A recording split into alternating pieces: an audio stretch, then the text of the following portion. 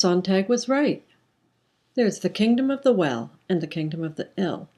And when you're a citizen in one, it's nearly impossible to imagine what it's like on the other side of the border. Most of my life, I've lived in the kingdom of the well. I used to get angry at disabled people.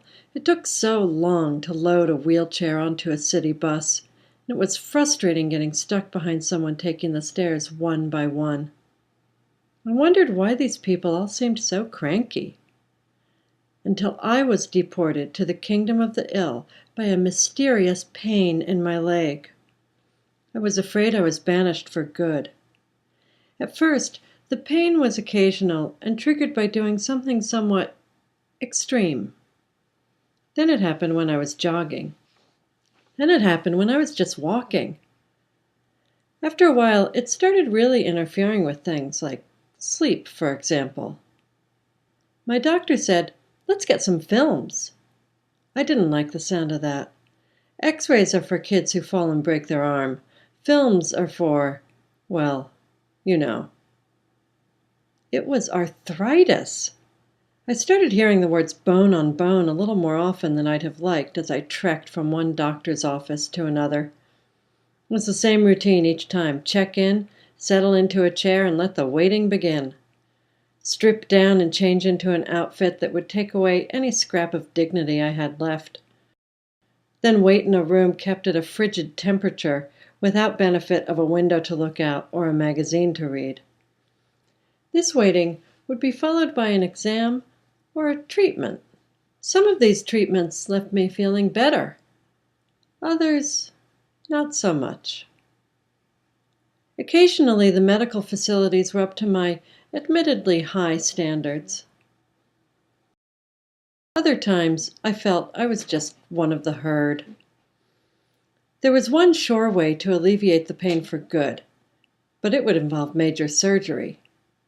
Call me crazy, but I didn't like the idea of having my femur sawed off and replaced with a metal post. But my world continued to shrink. First, I begged off the more challenging activities. Then the more ordinary things of life fell away, such as wearing my favorite heeled cowboy boots. When you're in pain all the time, the color of the world drains out, and you're left with what? Even in the worst of the pain, I didn't look disabled. I'm relatively young and fit-looking, so when I got on the subway or the bus, nobody knew how badly I needed a seat.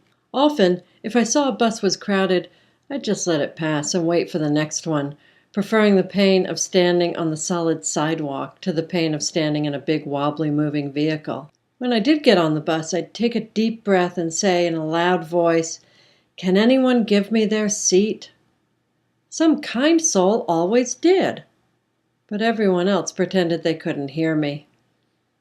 I started carrying a collapsible cane just to get my point across. I felt like a nuisance. Pushed to the margins of public transportation, I found myself drifting farther and farther from the bustling world of the well. I became a different person, leaning heavily on my cane, angered by the smallest things, things that previously wouldn't have bothered me, or not that much. My friends tried to stay in touch, but I wasn't much fun to be around. All I wanted to do was stay home in between those doctor's appointments and rest up for the next slugfest with the world. And I couldn't vent any of this frustration with my usual drug of choice, the endorphins released with aerobic exercise. But could it be possible that at such a young age... Okay, not such a young age, but much too young for this sort of thing, I needed a total hip replacement? It sounded so frightful. So, total. I did a lot of research on the matter, almost as if preparing to do the surgery myself. There were a lot of decisions to be made. When the pain got so bad that reaching the tea kettle in the morning seemed like an impossible goal, I packed my bag for the hospital, hoping maybe I was packing it also for my return to the kingdom of the well. I really wanted to come back. It took a long time, almost a year, but I was allowed back in. Now that I'm on the other side again, I think that maybe it isn't that we have citizenship in one kingdom or the other, but that we all have provisional passports to the kingdom of the well.